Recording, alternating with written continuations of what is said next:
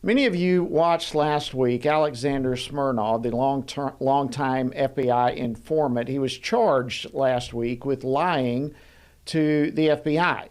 Well, he appeared today in a federal court in Las Vegas. He is being charged with providing false and derogatory information to the FBI regarding the president and his son Hunter. Well, the left, of course, is saying that Smirnov's allegations are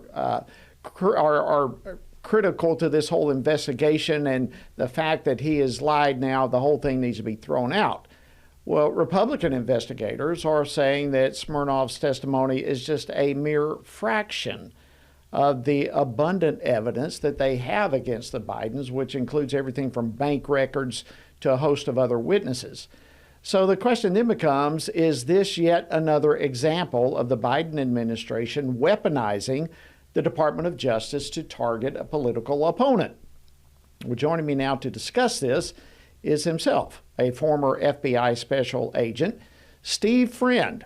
He's the senior fellow at the Center for Renewing America. He's also co-host of the American Radicals podcast and the author of the book True Blue, which explains his career-ending decision to become a whistleblower and to explain all the FBI's politicization and abuse against conservative America. Steve, welcome to Washington Watch. It's an honor to have you. It's an honor to be here. Thanks for having me today. All right. Well, you spent years with the FBI, and eventually you testified against many there in regard to the practices, many practices that were being used. Given what you know, how did you react when you learned of Smirnov's arrest last week? You know, it sounded very familiar to me. It actually reminded me a lot of the ordeal that we saw with the two individuals who recovered Ashley Biden's diary in Florida and then gave that journal to Project Veritas. And Joe Biden and the Biden administration weaponized the Department of Justice and the FBI, the attack dog, to go after those people and put them in a cage for transporting mislaid property across state lines, and then actually had James O'Keefe pulled out of his apartment in his underpants to embarrass him and humiliate him when he had not even run that diary as a story. It's more evidence that the DOJ and the FBI are completely weaponized against significant portions of the country and doing the bidding of the Biden administration. Yeah, that is so chilling to hear that. I mean, look, we don't know all exactly what Smirnov told the FBI. But his testimony is just one piece of a bigger puzzle. And what you've just described, I mean, is this the FBI targeting him to discredit the entire investigation, do you think, or just to target a political opponent? I believe it is, and I think it actually goes further than that, because if you look at Smirnov's record, he has been paid in excess of 6 figures for his services rendered as a confidential human source, which means he was a very reliable informant for the FBI.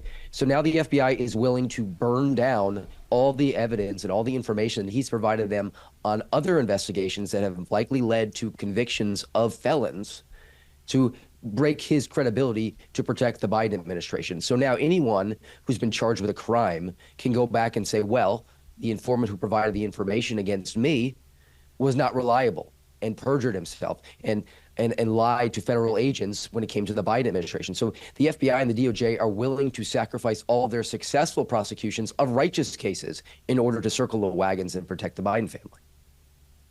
Wow, that's I haven't thought from that perspective how this could backfire and just create all sorts of damage to the department and who knows what other cases. So, let's go this just a little bit further down this path. Given your history, your background, just how dangerous do you think things have become under this current Department of Justice?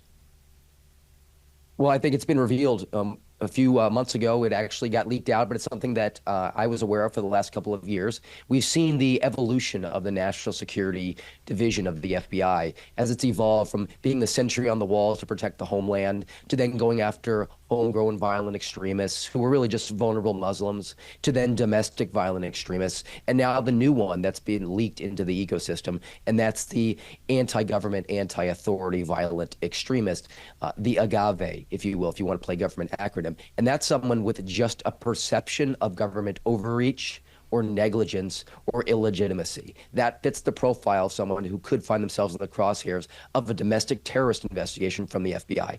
The FBI is willing, ready, and able to go after anyone they can to hit their quota system and to do the bidding of their masters at 1600 Pennsylvania Avenue. I tell you what, that ought to send chills up and down the spine of everyone watching and listening to the program right now. It is so frightening to think that our FBI, that the Department of Justice, has become a political tool to intimidate, to harass, to potentially arrest, or whatever they want to do, as you described it, to political opponents. This is a chilling thing. We're going to keep blowing the horn here, and hopefully we'll be able to see Congress rein this in. Steve, friend, I want to thank you so much for taking time to join us today on Washington Watch. Thanks for stepping up, for speaking out. We appreciate it a great deal. Thank you, sir. Great to be here.